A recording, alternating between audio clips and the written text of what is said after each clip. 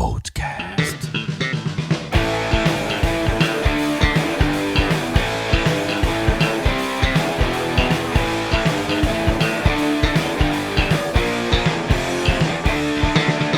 Ajuste a antena da sua internet e sintonize o nosso link, porque está no ar o Votecast. O meu nome é Vinícius Coelho e estamos aqui toda semana, sempre com um conteúdo novinho pra você. E junto comigo, meu querido amigo Otávio Augusto. Beleza, Otávio? Beleza, Vinícius. Um vote pra todo mundo. Pra você que está nos ouvindo aí, fica ligado que é super interessante o assunto de hoje. Vamos falar com José Marquezini. E aí, cara, tudo bem? Olá, tudo bem, tudo jóia. Bom, é isso aí.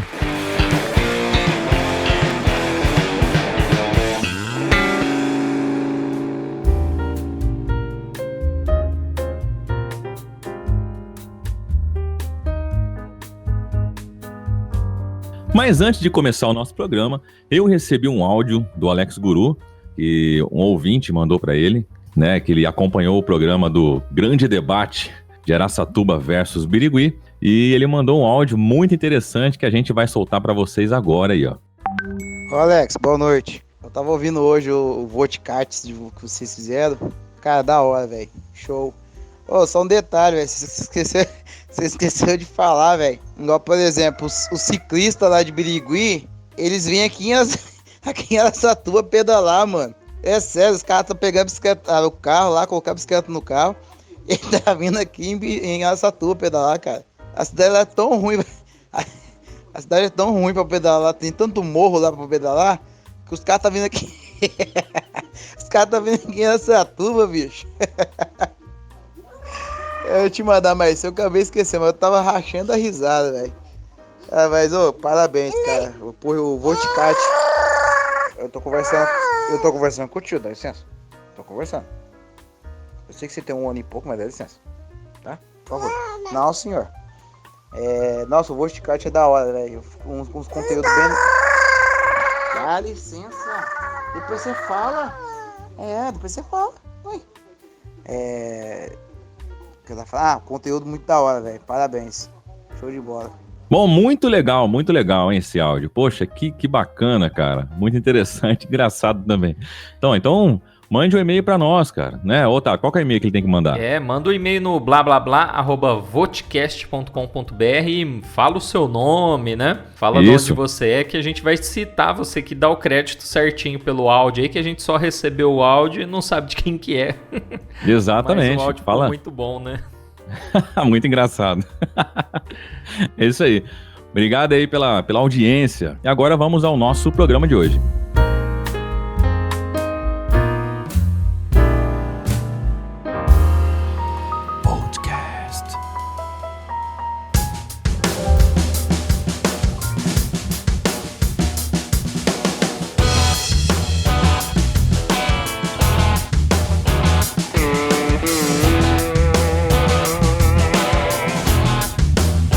E vamos lá para nossa apresentação. Eu queria que você se apresentasse para a galera que está nos ouvindo, né? E falasse um pouco de você. Quem é o José Marquezini? O Marquezini é VIP. Eu vim do interior do Paraná. Isso. Fiz uma escala aí de 3 anos em Prudente e estamos aí há 8 anos em Araçatuba. Sou engenheiro ambiental e de segurança do trabalho de formação. Passei por usina, passei por construtora e estamos aí há 2 anos e meio trabalhando com cerveja artesanal, com chopp. Pô, que legal. Ô Marquezini, eu vou te chamar de Marquezini, né? Pode ser? Por gentileza. Né? Ó, você falou de técnico em segurança do trabalho, eu também sou. Nunca exerci, mas eu também fiz. É um curso legal, hein? Eu fiz o pós, eu sou engenheiro de segurança do trabalho. Poxa, que legal, cara. Poxa, que benção, que bacana. Da hora. Também sou sommelier de cerveja pela Science of Beer de Blumenau. E se tudo der certo, até o final do ano, mestre cervejeiro aí também com a conclusão do novo curso. Opa, aí sim. Que legal. O Marquezino não é nativo aqui, é araçatubense de coração, né? Já 8 anos de Araçatuba. Bacana. Essa era uma dúvida, uma das perguntas que eu ia fazer. Como é que chamava, né? O mestre cervejeiro, Mas tem ainda o sommelier de cerveja, que entende disso, né? De cerveja, né?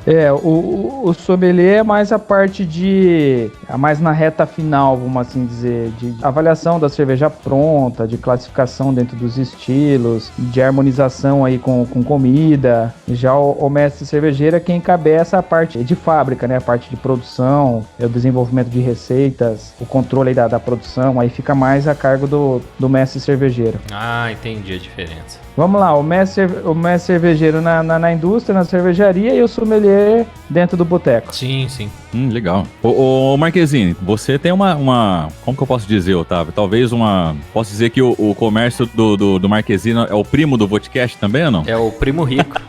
Isso. Bom, o Marquezine tem a sua empresa que se chama Votbeer, e é o que você falou que você faz e tal. E eu queria que você falasse pra gente da diferença, né, do chopp e da cerveja, né, pra quem tá nos ouvindo e acha que é tudo a mesma coisa. Então explica pra gente aí a diferença dos dois. Vamos lá. Toda cerveja, ela nasceu chopp. Então, rapidamente falando um pouquinho do processo aí, você pega... Cerveja é basicamente água, malte, lúpulo e levedura. Quando a gente fala assim, a gente escuta falar bastante, da lei da pureza alemã. Tem uma lei da Alemanha desde 1500 e lá vai bolinha, que fala que para ser cerveja tem que ser somente isso. Água, malte e lúpulo. Na verdade, a levedura foi acrescentada depois, porque em 1512 eles nem sabiam o que era levedura, né? Como que a cerveja realmente acontecia e virava cerveja. A base da cerveja geralmente é a cevada. Então você faz o processo de malteação aí da cevada, começa a germinar ela, aí para a germinação, seca, torra, aí nós temos os diferentes tipos de malte. Então começa aí a fazer cerveja, basicamente malte e lúpulos, várias combinações de lúpulos. Aí a cerveja passa pela fermentação, que é onde entra as leveduras em ação e transformam esse açúcar que foi extraído do malte em álcool. Depois da fermentação tem a maturação da cerveja, que geralmente é um período maior. Quando a gente fala de artesanais, a gente está falando de mais ou menos 7 dias de fermentação e 21 dias aí, de 14 a 21 dias de maturação. Para depois ficar pronto o que a gente chama de chopp. Ou em muitos países, é só aqui no Brasil que tem essa diferenciação de chopp para cerveja, ou pode se chamar de cerveja fresca ou cerveja viva. Aí, onde que entra a cerveja? O chopp, como a levedura está viva dentro do chopp, a vida útil, onde assim a validade, a temperatura ambiente é muito pequena, 3, 4, 5 dias. Alguns estilos mais lupulados e mais alcoólicos aguentam um pouco mais, mas em pouco tempo o chopp azeda, vira vinagre aí, dá pra usar pra temperar a salada. Então qual que é a forma de conservar? É esquentando esse chopp. Você aquece ele, você pasteuriza ele, similar ao sistema que ocorre com o leite. Então você faz a pasteurização do chopp. A partir desse momento que ele foi pasteurizado, a gente passa a chamar de cerveja. Então, para ele ganhar tempo de prateleira aí, para ficar vários meses a temperatura ambiente, aos 40 graus de Araçatuba aí sem problema, você pasteuriza o chopp. Então, tecnicamente, a partir desse momento que a gente começa a chamar de cerveja. Mas hoje a gente tem chopp na lata, tem cerveja de 1800 lá vai bolinha, que o nome tem chopp, mas ela não é chopp, é cerveja pasteurizada. É então isso. Tem uma salada aí, mas a regra é essa, do chopp para cerveja. Muito bacana, Marquezine. A levedura, né, que você falou, é como se fosse, entre aspas, a grosso modo, né, o fermento, né, que faz o malte se tornar álcool, né, isso, se eu não me engano, né? É a mesma linhagem, vamos assim dizer, de levedura que se usa no fermento do pão, a Saccharomyces cerevisiae. Tem leveduras selvagens, que são as Brettanomyces, tem outros tipos. E vamos dizer assim, existem vários tipos diferentes de leveduras aí já selecionadas e melhoradas aí para uso comercial, né? Bacana. Então, por exemplo, numa cerveja de trigo, aquele cheirinho, aquele gostinho lá que lembra banana madura, são ésteres que as leveduras produzem. Ah, sim. Então, dependendo da levedura, também altera o sabor do chopp aí, no caso, né? Ou da cerveja. Isso, ou da cerveja. Tem leveduras que são neutras, que não interferem em nada, vamos dizer assim, no sabor, e tem aquelas que causam alguma interferência aí. Poxa, é muito detalhe, né, o Marquezine? Bastante coisa. Até chegar no copo ou na caneca tem toda uma ciência por trás. Nunca imaginei que tinha esse trabalho todo. E você faz todo esse processo lá no Votbeer? A Votbeer, assim, a Vot nasceu nas panelas. Eu comecei pesquisando um pouquinho na internet sobre como fazer fazer cerveja, sempre gostei de uma cerveja diferente, mais amarga, diferente das nossas tradicionais Pilsen. E aí fui pesquisando, comecei fazendo em casa, aí nas panelas, aí no apartamento, e fui me interessando mais, pensei em um formato de negócio aí que a gente poderia trabalhar com isso. Minha esposa e sócia comprou a ideia, e aí nós inauguramos a Votibeer em 14 de novembro de 2017. A Votibeer nasceu como uma Growler Station. Qual que era a ideia? Growler são essas embalagens, igual a que o Otávio pegou ontem, por exemplo. São embalagens para você levar pequena quantidade de chopp para casa. Muito bom, recomendo. Então tem de 1 litro, tem de 2, 4, 5, tem vários tamanhos, vários materiais, tem de PET, de vidro, de cerâmica, de inox. Então o Growler é uma forma de levar pequena quantidade de chopp para casa. E então nós nascemos aí, a Vote nasceu como seria uma estação de recarga de Growler, né? Uma Growler Station. Sim. Então a ideia seria cada um ter seu Growler, vai lá, compra o seu chopp e leva para casa. E aí com o tempo o pessoal queria mesmo tomar no local, então foram fazendo adaptações, focando mais no consumo no local, né, em mesas. Agora, em meio à pandemia, a gente fez uma ampliação, então na hora que passar essa pandemia a gente vai ter mais mesas, vai ter mais espaço também. Aí surgiu chopeiras para festas, então tem como levar barril de chopp para casa. Veio nesse meio tempo a Kombi também. A Kombi é um barato. Então tem a Kombi com 6 bicos aí, com 6 torneiras aí para eventos. Ah, eu já vi. Já vi lá circulando na rua aí. Que legal, cara. Charmosa senhora pretinha. Isso, que legal, cara. Eu vou deixar linkado no post aí a foto da Kombi, que é os bicos, né, da chopeira, as torneiras da chopeira ficam do lado de fora da Kombi. Que legal, Quando cara. ela tá estacionada lá, ninguém tenta tomar lá na rua. Então, como é que faz? O pessoal faz bastante graça, mais quando tá andando. O pessoal buzina, mexe, dá um gole aí. Eu falo, bota o copo aí, bota o copo e tira. Só ajoelhar com a boca, né? O pessoal brinca bastante quando tá em trânsito, quando tá dirigindo, para no semáforo, sempre tem um que brinca. Que da hora, velho.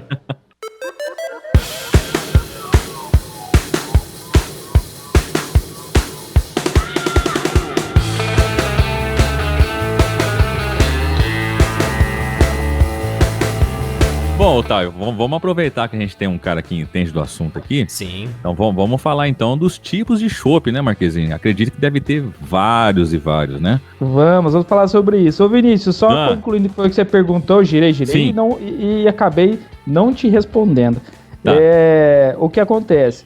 Bom, no começo aí nós tínhamos 4 torneiras, estamos trazendo chopp aí de várias cervejarias. Passamos para 7 torneiras, hoje nós temos 12 torneiras. Caramba! Então a gente consegue ter 12 chopp diferentes aí de várias. A gente traz das melhores cervejarias do Brasil, traz estilos diferentes, a gente já vai falar um pouquinho sobre estilos. Sim. E hoje a Vote tem 2 cervejas próprias. Tem a nossa Pilsen, que é a Vote Pilsen, artesanal por um malte. E nós temos uma IPA. Nós temos uma American IPA aí, que é a Vote Véi. Opa! O Otávio mandou a foto dessa aí pra mim, eu vi. Então tem a Vote Véi. E como que a gente produz a nossa Pilsen e a nossa IPA? Nós não temos uma cervejaria física, nós somos uma cervejaria cigana. A gente contrata uma cervejaria para produzir as nossas receitas. Então é dessa forma que a gente produz a Vote Pilsen e a Vote Véi. Falando de estilos, existe o BJCP, tipo uma comissão, um órgão americano, que foi quem teve a ideia de classificar aí as cervejas do mundo. Os diferentes tipos de cerveja, os diferentes estilos. Então, quando a gente fala em cerveja, o termo correto aí são estilos. São reconhecidos hoje 120 estilos, mas alguns estilos têm as suas variações. Por exemplo, quando a gente fala de IPA, a IPA tradicional nasceu na Inglaterra, que seria a Indian Pale Ale, aí, que era um estilo, uma cerveja que eles fizeram mais alcoólica, mais lupulada para aguentar a viagem para a Índia. Depois de lá, a versão americana é a American IPA, que é o que a galera mais gosta. A nossa IPA, por exemplo, a Vote Véi é uma American IPA. A gente tem Session IPA, que é um pouco mais suave. Tem Double IPA, que é um pouco mais amarga e um pouco mais alcoólica. E temos também, mais recentemente, a gente está se usando o termo e classificação como Triple IPA. Então ela é bem mais amarga, bem mais lupulada e bem mais alcoólica. Então, considerando os estilos e subestilos, aí tem são aproximadamente 160 estilos aí de cerveja. Poxa, cara, é muita coisa, bicho. Muita coisa. E agora eu não me recordo se foi ano passado ou ano retrasado, tivemos a primeira inclusão aí no guia de estilos aí da BJCP de um estilo considerado brasileiro. Olha. Que é um estilo que surgiu aí em Santa Catarina, e por isso que o nome dele é Catarina Sour. Olha só. Os estilos sour são cervejas que elas não são fermentadas com leveduras, com as Saccharomyces cerevisiae. Elas são fermentadas com lactobacilos, com Yakult, vamos assim dizer. Sim. Sim. Então, usa lactobacilos para fazer essa fermentação, e com essa fermentação, ao invés de ela produzir álcool, ela produz ácido. Então, são cervejas ácidas, levemente azedas, vamos assim dizer. Vote, que legal. Caramba, que diferente. São estilos que já existem, onde assim, outros estilos são a Sour, Berliner Weisse, que são outros estilos já tradicionais. Sim. A inovação da Catarina Sour é que entrou forte aí o uso de frutas, de tentar agregar à cerveja aí o sabor de frutas frescas. Ah, eu vi umas acho que foi até no mercado. Framboesa, é isso? É essa, será? Framboesa, pitaia, goiaba, tangerina, guaraná. Tem muita coisa, cara. Aí tem uma quitanda inteira. Ô, louco. Você já tomou, Marquezine, dessas? Já experimentou alguma? Já tomei. Por exemplo, hoje na Vote a gente tá com uma Fruit Sour, que é a sour feita pela Bode Brown, que é uma cervejaria de Curitiba. Uhum. A acidez dela não é tão alta, então ficou bem legal, a acidez dá uma refrescância, e ela leva goiaba, maracujá e tangerina.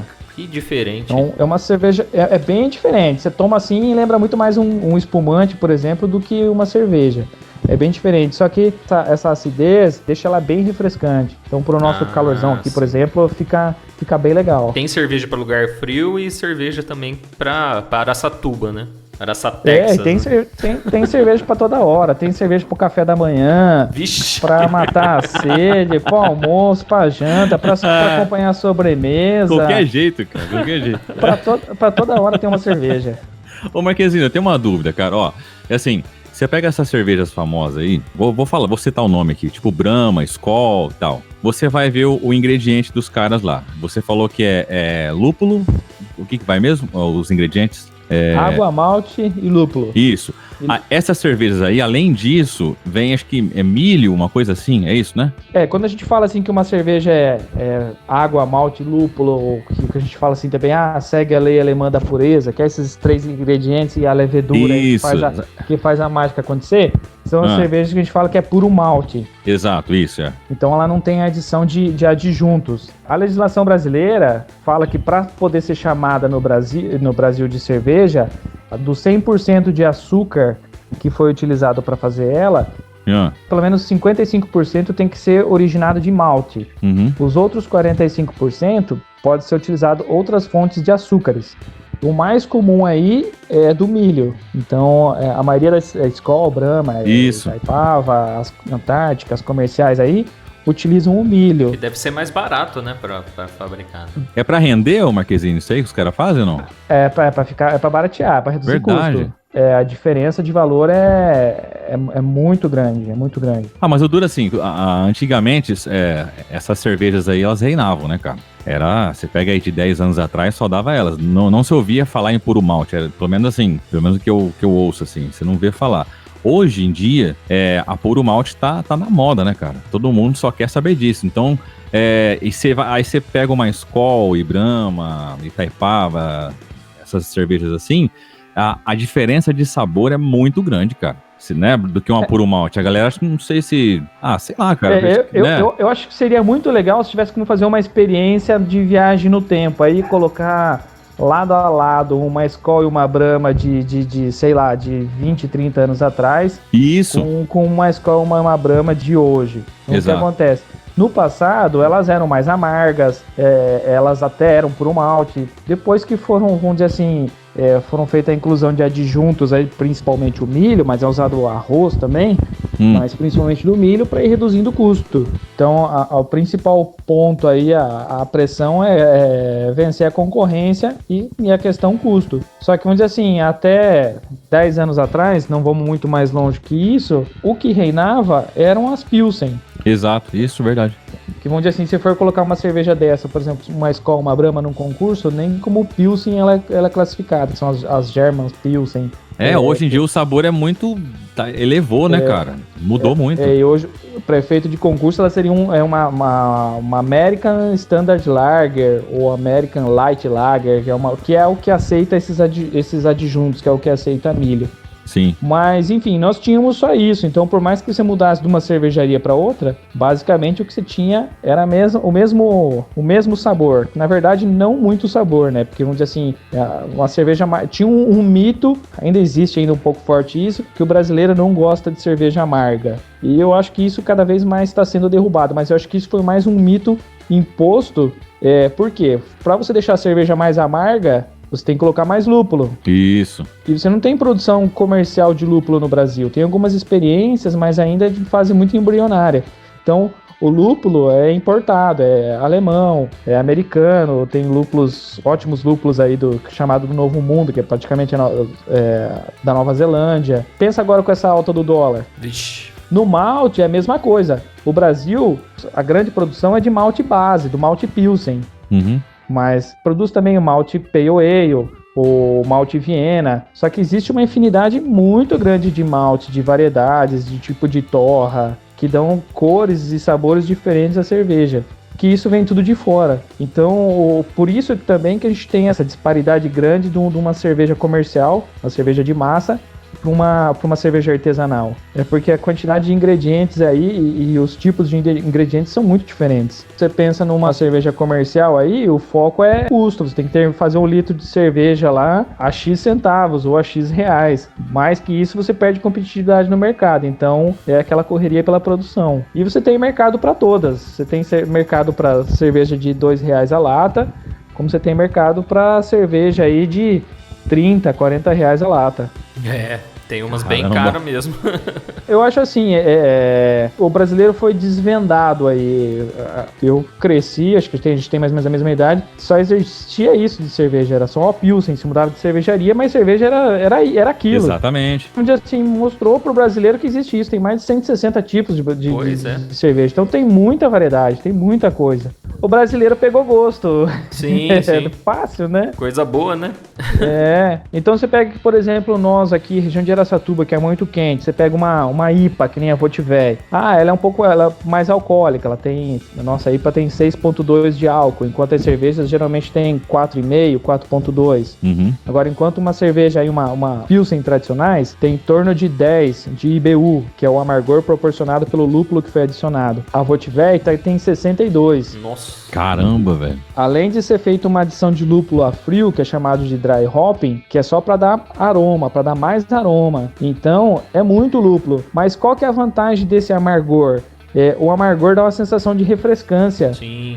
Então, você tem uma sensação muito mais de refrescância, às vezes tomando um copo de uma IPA, do que tomar 6, 8, uma caixinha de Pilsen, das nossas cervejas de massa e das cervejas comerciais. Então, isso que a galera tá percebendo e cada vez mais tá preferindo aí tomar menos, mas tomar melhor, como a gente diz. Sim. Legal. E aquele lance também, né? Que assim, a concorrência, ela gera qualidade. Aí, quanto mais cerveja, mais os caras vão melhorar, a gente precisa vender.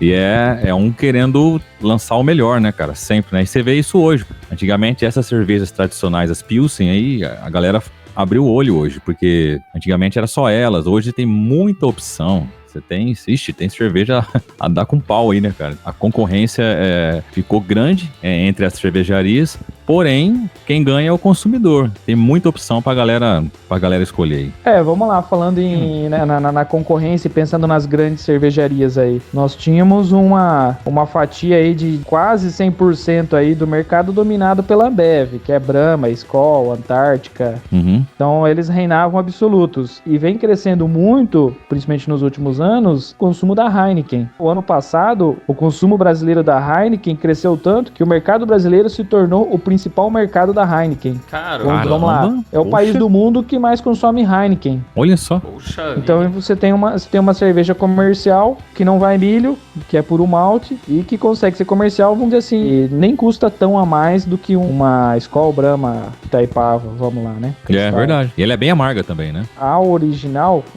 a receita original é mais amarga. Eles deram uma reduzida no amargor nela aí pro mercado brasileiro. Mas é uma cerveja bem legal aí que tem feito sucesso. Tem tirado o sono dos donos da Ambev, vamos assim dizer. Também a distribuidora é só a Coca-Cola, né? Então tem potência aí nessa. Tem investimento aí na Heineken aqui no Brasil, né?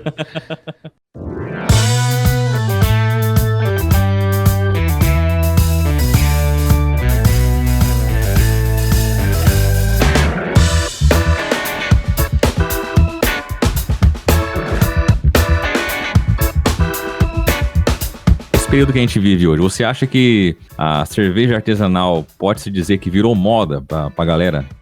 Eu não diria que virou moda, porque eu acho que isso não vai passar, eu acho que é um caminho sem volta.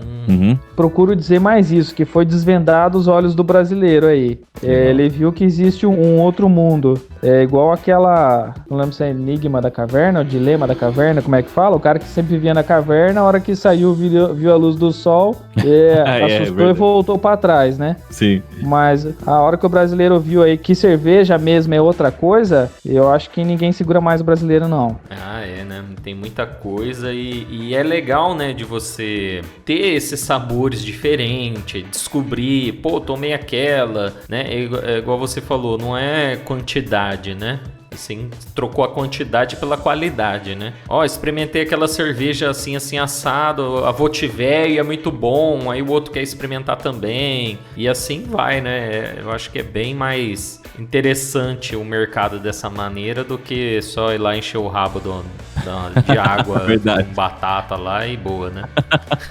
E ressaca no outro dia, né? E tem isso também, né? Falando um pouquinho sobre ressaca, o que acontece? A levedura, ela tem uma temperatura, vamos dizer assim, que ela se sente mais confortável para ir lá consumir o açúcar que está presente aí no mosto e transformar em álcool. Quando você coloca essa levedura num estresse térmico, você coloca ela numa temperatura acima do ideal para ela vai produzir cerveja mais rápido.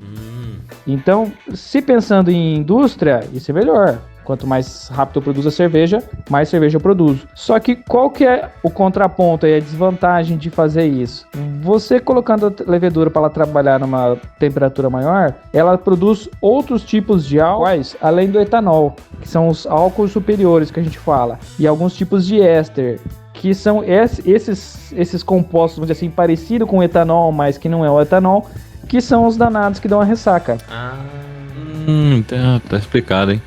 Então, você pode ter uma cerveja puro malte, com ótimos ingredientes, mas que se não foi fermentada, não foi maturada na temperatura correta e pelo tempo correto, não vai sair uma cerveja boa e vai ser uma cerveja que vai te dar ressaca. Assim como você pode sim ter uma cerveja que é colocada milho, que é colocada açúcar de cana, e ser uma cerveja bem fermentada, bem maturada, que não vai te dar ressaca. Então isso é um pouco que eu falo também quando a gente fala assim em cerveja artesanal. O artesanal não é no sentido de feito em casa, é pensando no estado da arte da cerveja, é usar o que tem de melhor, em termos de material, em termos de processo, para fazer a cerveja o melhor possível. É verdade, tem até um post no seu Instagram lá que fala que beba sem ressaca, né? Alguma coisa assim. Ressaca zero. Você acorda no outro dia querendo tomar mais. Olha aí que maravilha. Olha que perigo, hein? E não falando aquelas besteiras, né? Eu nunca mais vou beber. Até 6 horas da tarde, né? O cara passa o dia inteiro tomando Gatorade pra ver se sara, né? Depois no outro dia, né? Eu acho que o artesanal vem com tudo aí. E isso é legal que existe muito regionalismo. A gente sai de uma situação de grandes corporações para pequenas cervejarias, micro, nano cervejarias. E isso entra muito regionalismo. Então, tipo, o contato aí lá na Votibeer. Às vezes o cliente vai fazer uma viagem embalagem, ele vem todo animado contando para onde ele foi e que cerveja que ele tomou. Olha aí que legal. E aí tem um negócio legal também, em se tratando de cerveja e de regionalismo, que eu acabei não comentando tanto, essa questão do chopp e da cerveja. Beleza, você pegou o chopp e pasteurizou ele para transformar em cerveja. Então ele consegue aguentar meses, anos aí a temperatura no ambiente. Você tem essa vantagem. Ele aguenta ficar a temperatura ambiente por muito tempo. Só que você tem as desvantagens. Com esse processo de pasteurização, você tem muitas perdas de aroma e muitas perdas e alterações de sabor. Então, você tomar um chopp, sempre, vamos dizer assim, ele vai ser mais cheiroso, mais saboroso, dá mais aquela sensação de refrescância do que você tomar uma cerveja do próprio chopp, por exemplo. Sim, não tem igual, né? O chopp é uma parada que é diferenciada, né? Aí, no nível comercial, a gente tem muitas situações também que é vendido como chopp, sai da chopeira, mas o que tá lá no barril é cerveja. Ou seja, é um chopp que foi pasteurizado, mas ele é vendido como cerveja. Isso ocorre muito no nível comercial, entre as cervejarias comerciais, vamos assim dizer. Sim, sim. A gente depois vai falar de comida, mas eu queria dar um testemunho aqui, porque quem me conhece mais de perto, se eu não falar também, né, o pessoal vai me bater. E a gente tá falando mal da cervejaria grande, mas eu já trabalhei na Ambev, né? Não é falar mal. A gente tá fazendo uma comparação. A constatação, né? Não, mas é verdade mesmo. Mas eu era do marketing, né? Então, trabalhava mais com visual e tudo mais. E uma certa vez, já fazia um tempão já que eu tava na Ambev. E aí resgataram lá, poxa, faz tempo que a gente não chama o pessoal pra vir conhecer a cervejaria. E eu fui lá na famosa cervejaria da Ambev de Agudos e conhecemos lá os mestres cervejeiros, o ambiente que eles trabalham. Não, a fábrica é fantástica, né? Realmente é uma parada assim que parece estar em outro mundo, né? É tudo automatizado, tem umas 10 pessoas na linha, você nem vê pessoas dentro da fábrica, assim, é tudo robotizado e tal. E chega uma hora lá da visita, eles pegam uma latinha de Brahma aberta que ainda não foi pasteurizada. E, cara, olha, falar pra vocês, foi uma das melhores cervejas que eu já tomei. Mesmo tendo milho, tendo tudo isso daí. A cerveja lá na hora que saiu, a Brahma, sem pasteurizar nada, zero, né?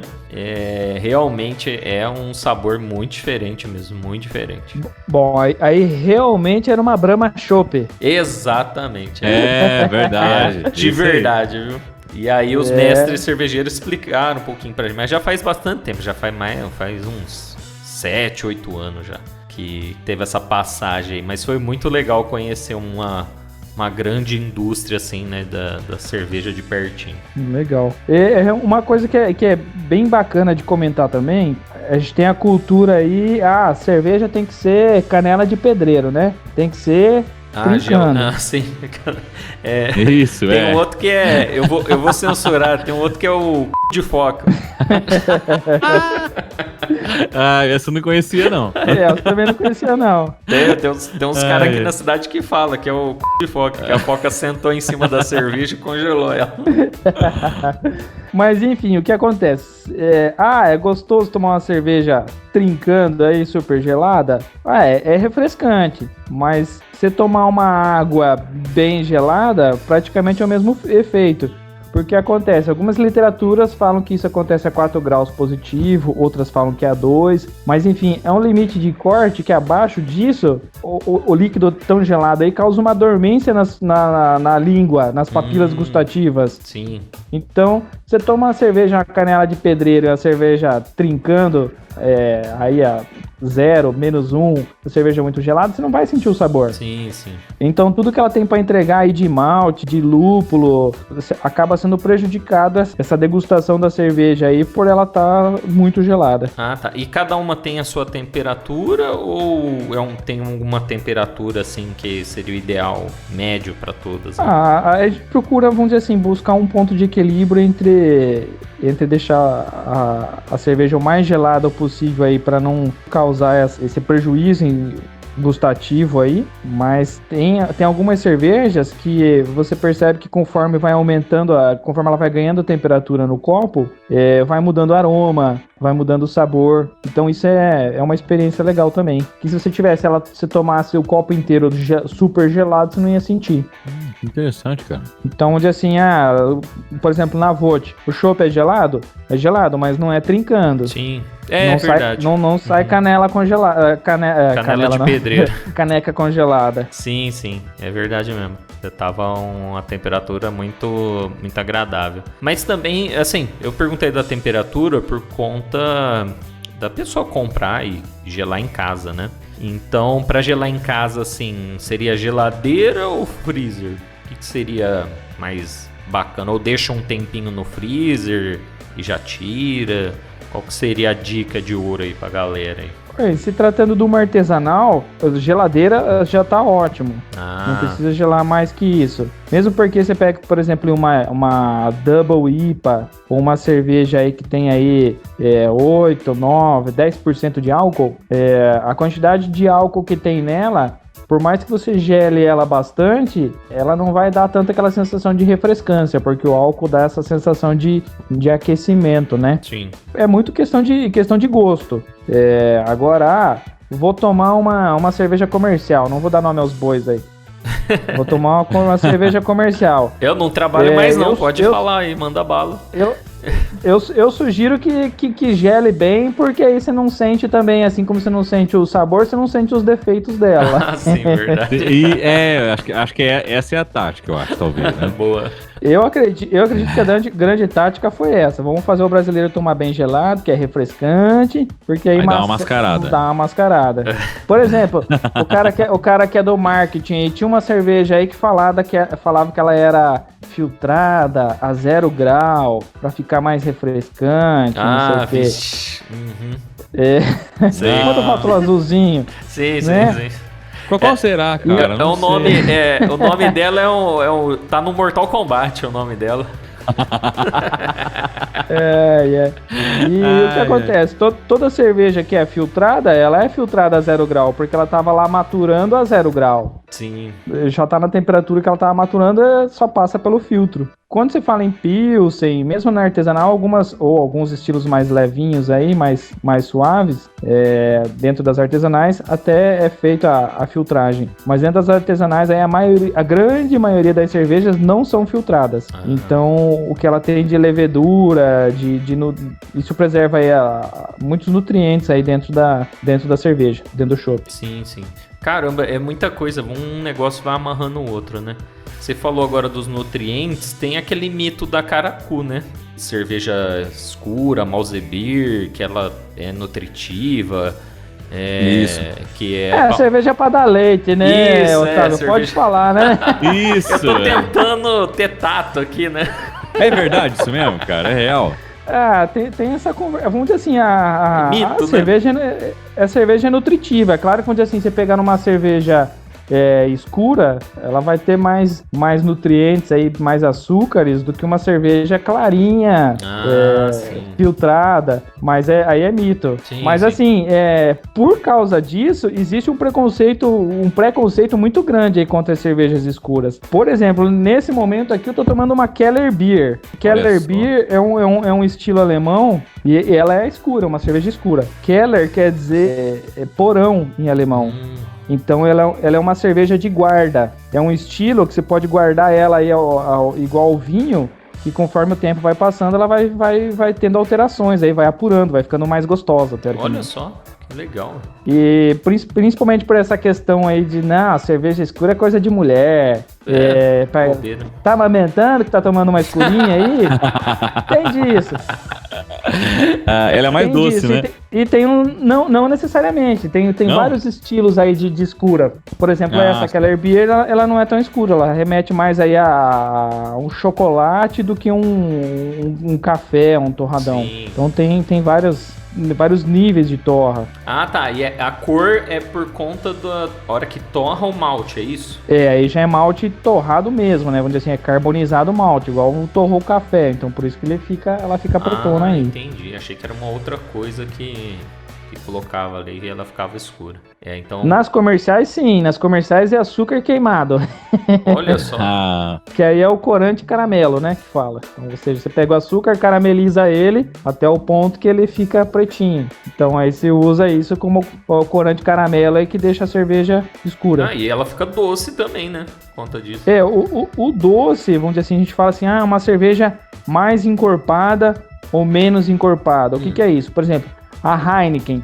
A Heineken é uma cerveja super seca. Ela praticamente não tem açúcar residual. Então foi feito a malte, a abraçagem aí do malte em uma temperatura que esse malte, o amido do malte é quebrado em moléculas de açúcar aí que praticamente todo ele a levedura vai conseguir consumir. Então ela é uma cerveja super seca. E só que conforme a temperatura que você faz a braçagem aí, as rampas de braçagem, do malte você consegue produzir, quebrar o amido aí em tipos diferentes de açúcar.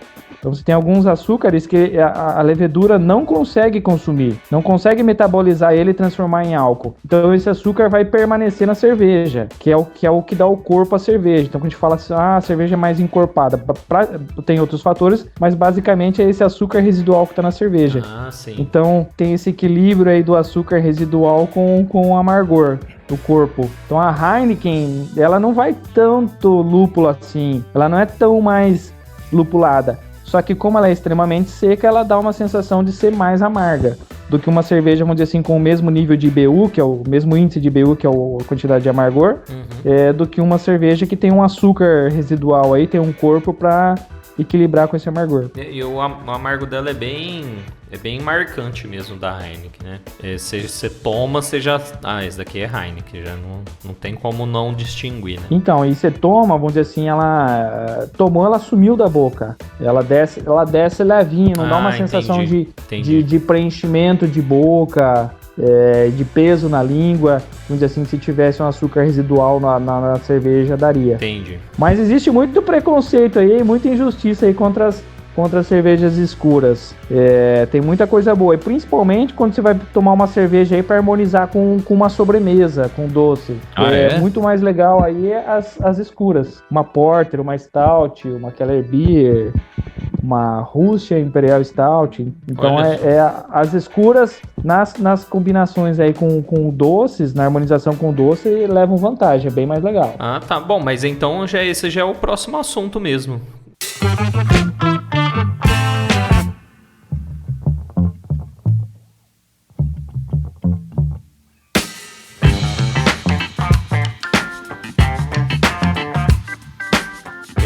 A cerveja e o chopp, né? Com comida aí, o que harmoniza com o que? O que é legal, por exemplo, um churrasco? Seria a Pilsen mesmo? Para um churrasco, eu diria que a Pilsen, ela é muito leve. Ela fica muito abaixo de um churrasco. Vamos lá, uma Pilsen para comer um franguinho, um peixe. Aí tá mais no mesmo nível. Agora vamos pensar numa picanha, ou como paranaense, aí numa costela. Sim. Meu Deus, hein? Aquela costela bem gorda. Você comeu um pedaço de costela. Aí você vai tomar um gole de Pilsen, a cerveja não tem potência para dar aquela limpada na boca. Entendi. O lance da harmonização. Então quando você pega uma mais amarga, por exemplo, uma IPA, uma Session IPA, ela tem mais álcool, ela tem mais amargor, que dá essa sensação de que limpou a boca e, vamos dizer assim, chama outra garfada, chama outro pedaço de comida. Olha aí, que interessante, hein, cara? Muito interessante. Olha só. Aí tem cerveja pra você tomar sozinho. Tem, por exemplo, um café da manhã alemão aí, da região da Bavária. É tradicional tomar uma cerveja de trigo com o pretzel, que é tipo um pãozinho doce, vamos assim resumir, né?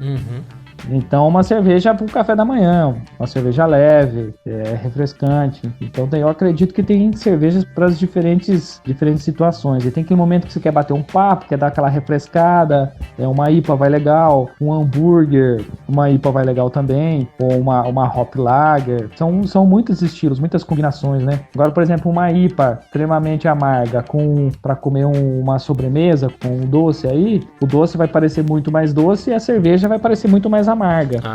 Sim. Eles não conversam ali, né? Já não fica tão legal. Agora você vai comer, por exemplo, um chocolate, um brownie, o doce aí, então com uma cerveja escura, uma stout, uma porter, ele já dá aquela sensação, vamos dizer assim, a cerveja meio que substitui o café.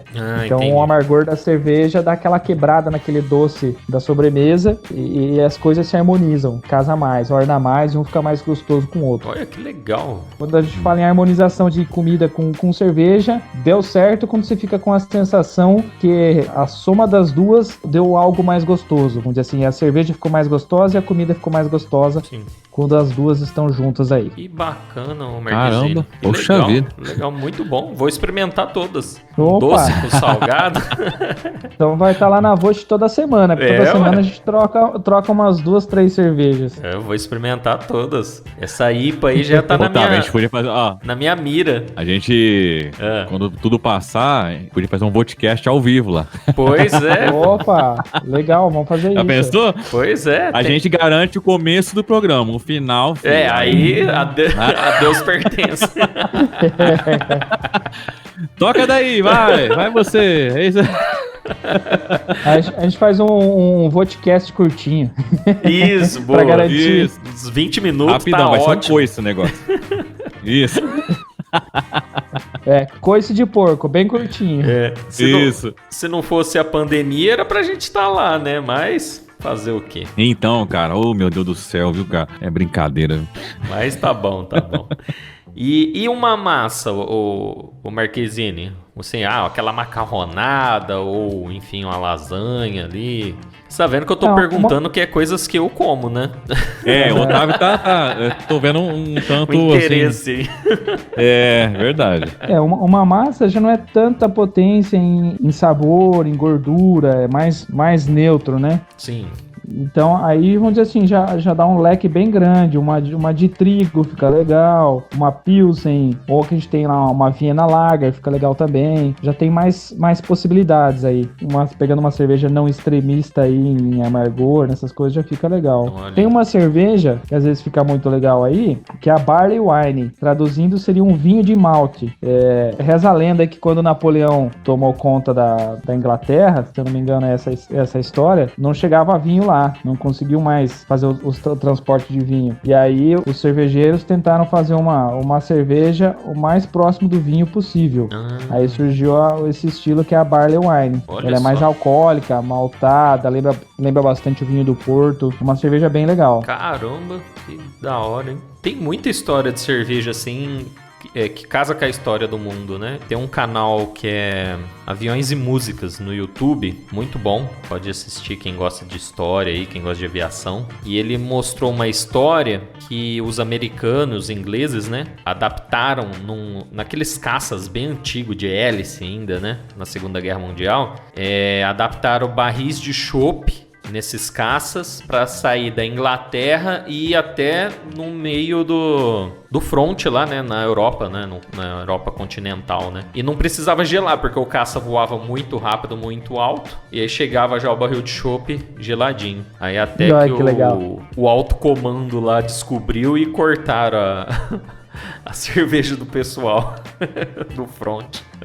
Mas é legal, né? Essas histórias assim, muito, muito excelente. Não envolve uma situação de guerra, mas, por exemplo, a IPA, que é quando a gente fala em artesanais, aí é uma dos estilos preferidos aí. O nome é Indian Pale Ale, então a cerveja tradicional aí inglesa são as Pale Ale. Só que o que acontece? Na época que a Inglaterra colonizou a Índia, levava as Pale Ales lá pra Índia, chegava lá, os barris estavam azedos. Aí uma cervejaria teve a ideia de fazer uma cerveja mais amarga, porque mais lupulada, né? Porque o lúpulo é um conservante, e mais alcoólica. Então essa cerveja foi pra Índia, a galera gostou por meio da Companhia das Índias. Aí uns falam que é história, outros falam que é verdade. que teve um navio que logo na saída aí do porto naufragou. E aí o mar arrastou esses barris com IPA, que era para ir para a Índia, de volta aí para a praia da Inglaterra. E que a galera tomou e gostou. Aí que surgiu o estilo aí e essa cerveja mais amarga. Me dá uma Índia, me dá aquela que vai para a Índia, né? Sim. Então tem uma história nesse sentido. Mito ou não, a história é maravilhosa, né? Tá valendo. É verdade. É bonita, vale a pena, né? Vale a pena, né? Principalmente quando você tá tomando umas 2, 3, você conta assim, fica mais maravilhoso ainda. Principalmente depois de umas IPAs. É.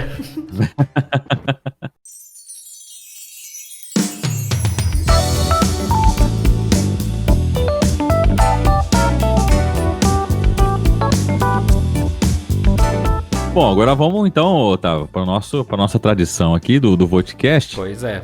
Então eu quero ouvir do Marquezine aí, falar pra gente aí alguma história engraçada, ou de repente inusitada que você já passou na Vote aí, como é que foi? Conta pra gente alguma situação aí. Uma história engraçada ou inusitada? Bom, não chega a ser tão engraçado ou inusitado, mas assim, mas muita gente pergunta o porquê do Vote, porque a gente colocou um H no lugar do I, né? Muita gente... Isso, é verdade. Sim. Às vezes até meio sem jeito pergunta, mas...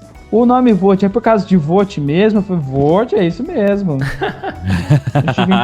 como paranaense, como vindo de fora aí, a gente não conhece... Para conhecer Vote tem que vir para Araçatuba, né? Isso.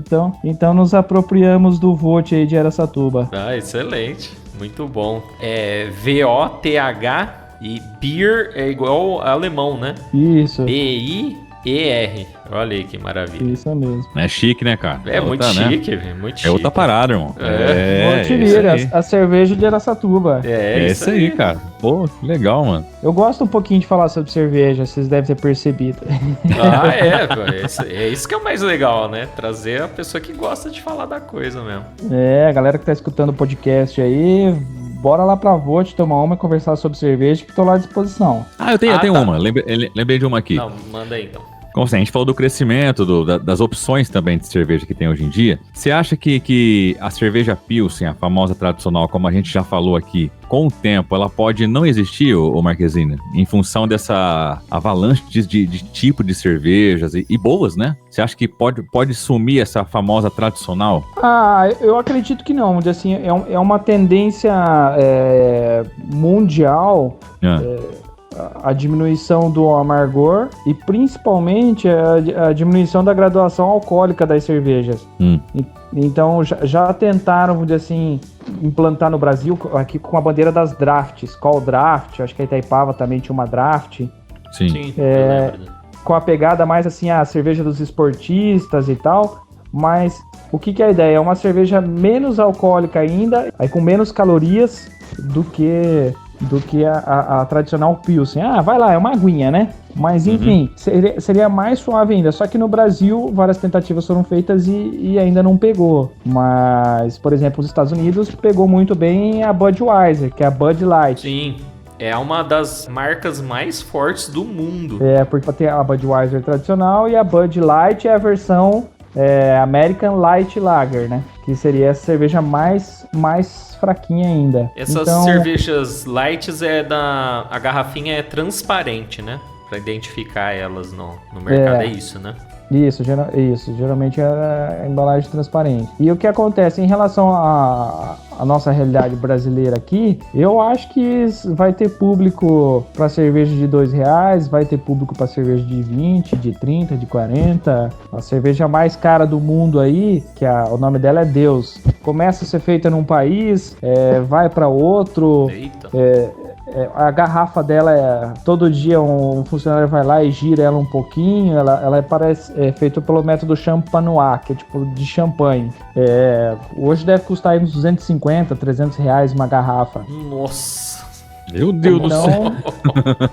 Então tem vários tipos de produtos para diferentes públicos. Então tem o cara que quer só tomar a cerveja pela tonturinha, e tem o cara que quer tomar cerveja pelo sabor. Agora, uma grande movimentação aí, a gente pode sentir um pouquinho pelo que está acontecendo com a Brahma, né? A Brahma lançou a Skol Hops, aí lançou a Skol Puro Malte, e agora, mais recentemente, lançou a Brahma Duplo Malte.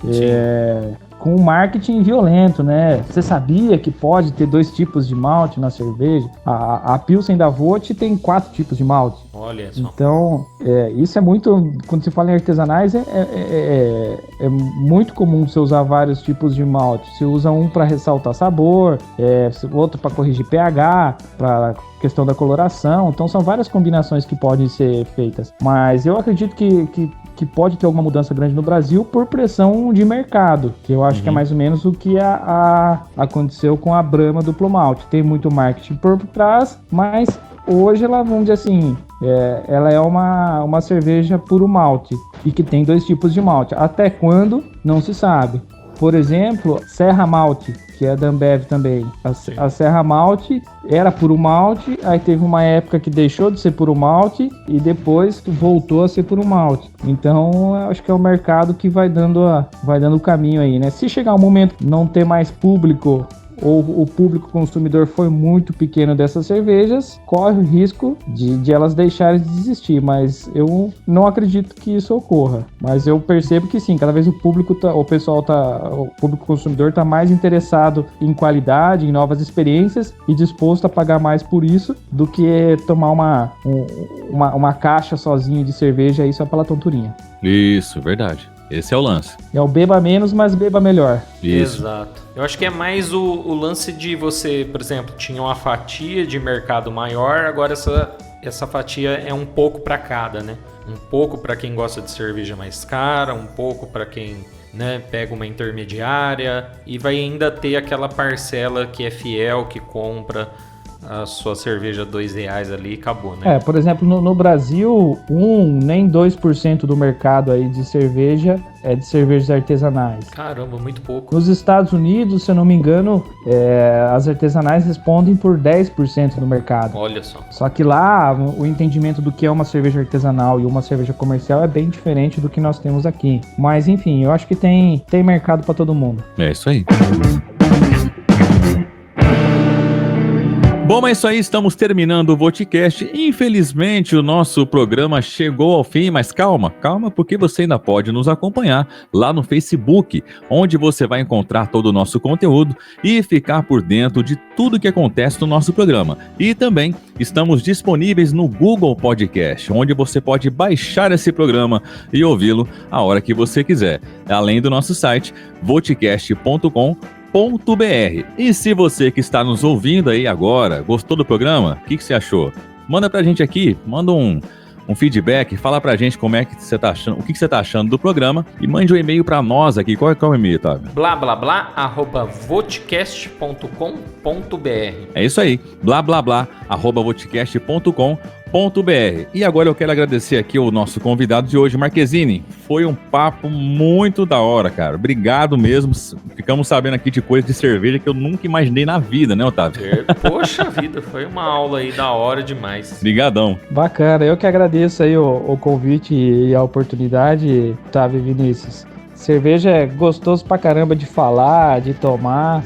E estamos lá na Votibira à disposição. Alguém que está nos escutando e tem alguma dúvida, vamos lá que a gente está à disposição para tirar dúvidas, tomar cerveja e aproveitar cada vez mais desse mundo da cerveja aí. E se tudo der certo passando essa pandemia, também teremos novidades aí na parte de alimentação, com a implantação do restaurante e a harmonização aí de comida e bebida, e uma Vote cada vez melhor aí para Araçatuba. Olha que legal.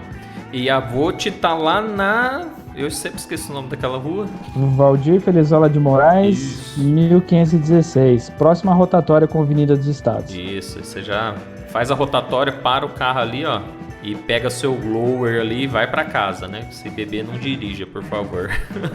Isso, pelo amor de Deus. Principalmente nessa época da pandemia aí, né? Uma boa pedida aí, uma boa forma pedida.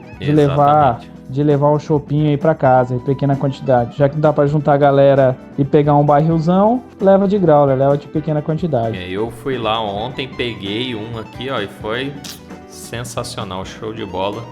Meu Glauer já tá secando aqui pra ir lá pegar outro já. A gente entrega também, é possível pedir pelo iFood, pelo programa da Terrinha aí, que é o Wi-Fi, também é possível pedir a Vote sem taxa de entrega, pelo Wi-Fi. direto pra Vote aí, a gente pega o pedido e entrega também. Olha que maravilha. Bom, como sempre, eu vou deixar os links no nosso site, na publicação desse episódio. Então, você não tem nem desculpa, hein? Vai lá no nosso site, votecast.com.br. Só clicar, eu vou deixar o Instagram, eu vou deixar o site. Vou deixar, se eu conseguir, também os links dos apps aí de pedidos. E aí vai experimentar essa maravilha aí. Beleza, Marquezine? Bora lá conhecer, entre outras, a Vote Pilsen e a Vote Véi. Ó, isso aí, cara. Valeu, Marquezine. E vamos já marcar pra gente, depois da pandemia, fazer esse programa curtinho de 15 minutos. Por favor. Né? Bora lá. Depois a gente chama o Uber pra ir embora. Isso. Isso aí.